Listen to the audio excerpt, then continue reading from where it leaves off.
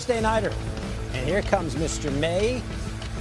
He's pretty good in November. Picking it up in the second. Maye to give to Trevion Henderson. The rookie had the big week last week. Comes right back with a touchdown. First Patriots rookie with multiple rushing touchdowns in consecutive games since 1995. Then Maye steps up and just feathers one to Henderson.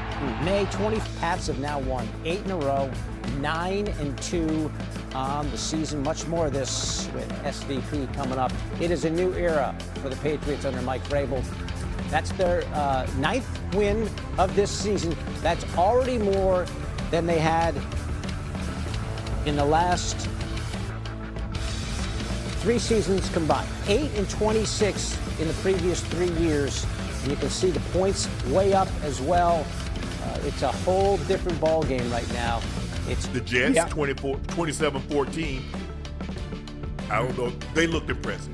The Jets aren't good, but the Patriots look good. I mean, those first couple of drives, Drake Maye was Brady-esque.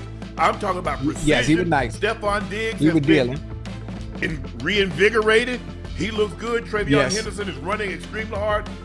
2 touchdowns on the ground, 1 in the air. Drake Maye 25 of 34, 281, 1 touchdown.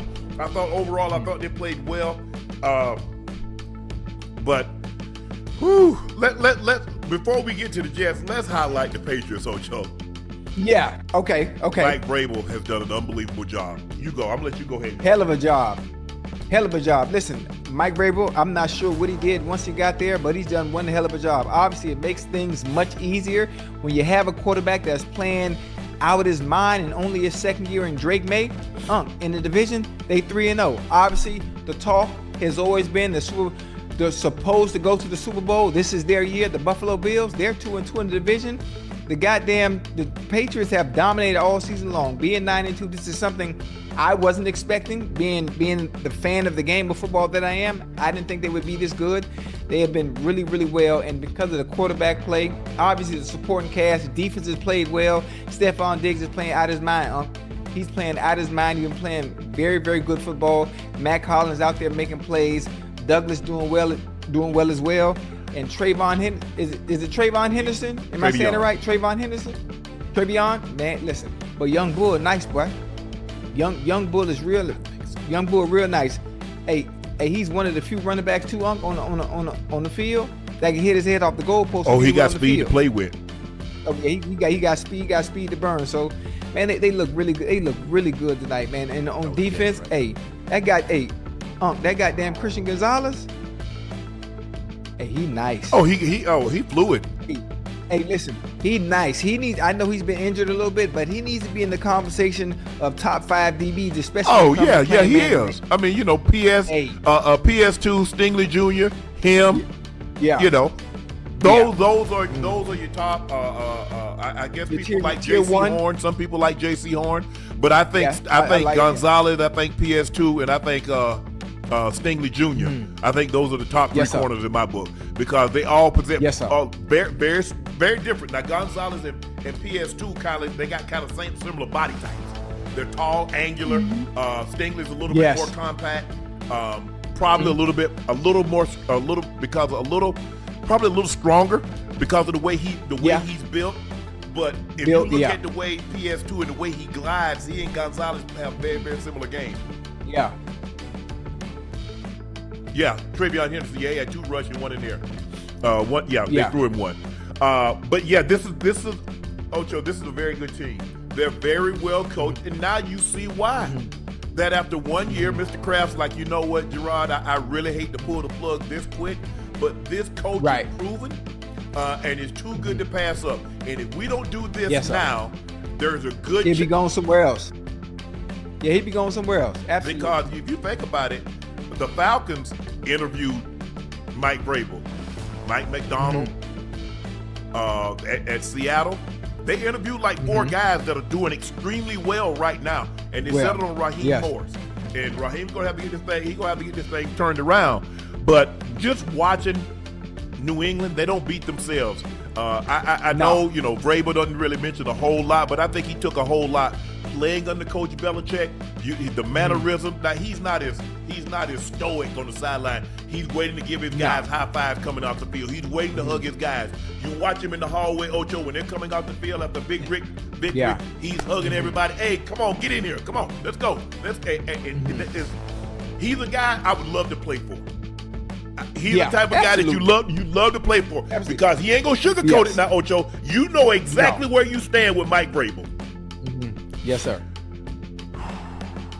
Ocho, take your time. Take your time. I tweeted a little bit, but I just stopped tweeting because people, I think people going like, man, you pick it on the guy. But at some point in time, Ocho, I'm not so sure Justin Fields is going to ever be what a lot of people thought he would become. Ocho, let me give you some of these stats. He was 3 for 11. He got injured in the fourth quarter for 27 yards. Yeah.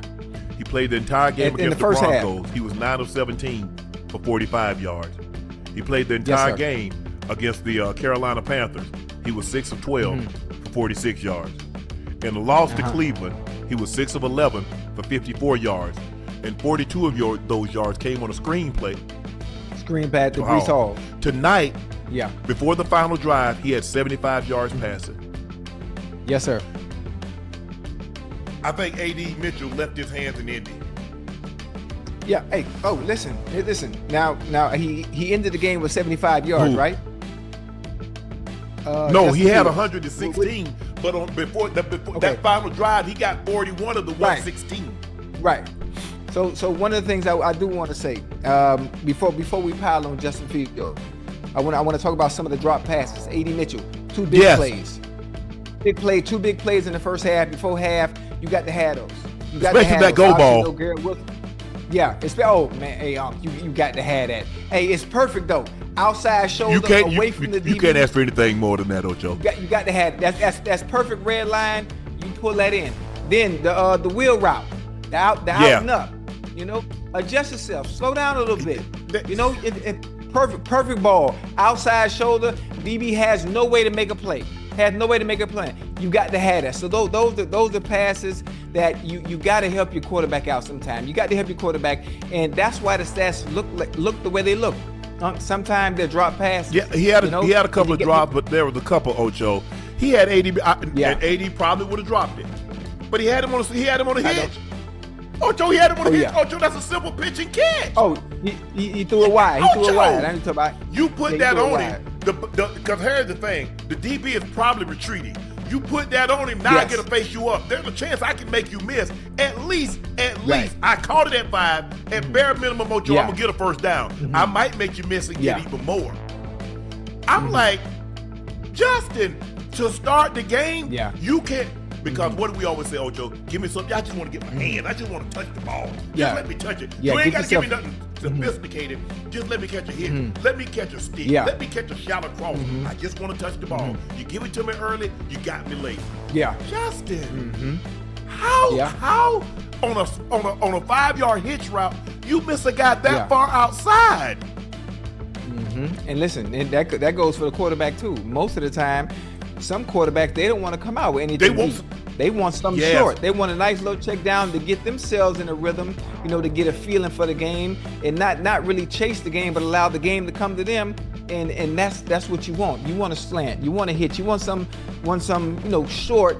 But I think right now I'm not sure. With as bad as the Jets are, everyone around Justin Fields has to be almost there. But they don't have that. They have to raise their level of play. They got to raise their level of play to catch up or to make sure they can overcome for Justin's mistakes or his lack of confidence right now. You have to. That's what you need. You need that kind of dog out there. And he didn't play tonight. I think Garrett Wilson's on IR right now, so he's gonna miss the next 3 games after the night. And them boys, they got to muster it up. The Jets, if they didn't play that bad. They didn't. They really just couldn't get off the field. In that first half, Ocho, they couldn't get off the field. Yeah. I mean, they get them in third. They get them in 3rd and 4, 3rd and 5. They get a first down. They get them in 3rd and 10. They get a first down. They just could not get off the field. And I'm like, okay, they rush 3, they rush 4, they bring pressure, and they still didn't get there.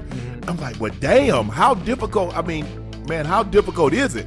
And you're right. And I think a lot of times the drops, maybe that messes with Justin Fields' confidence, because he's like, well, am I doing something? What am I doing wrong? Because he'll throw one terrible and then he'll drop a dime. He'll throw two terrible and he'll throw another dime. He had A.D. Mitchell again on the go. He had Gonzalez in the ass with the ball. I thought he was playing pin to tail on the donkey. I said, well, damn. He had it. He hit Gonzalez in the ass. Yeah, he was beat. And that's the thing, when you get a guy beat down there, Ocho, you know you're already struggling as an offense. You can't miss. And that's what I tweeted. I said, Mitchell, you're not that good offensively you're not that good of a team to overcome those kind of mistakes. That's a flat out drop. And they're not. And you're saying, okay, you get a guy like Justin Fields and he's struggling, but they don't have the receivers. They don't have a Chase or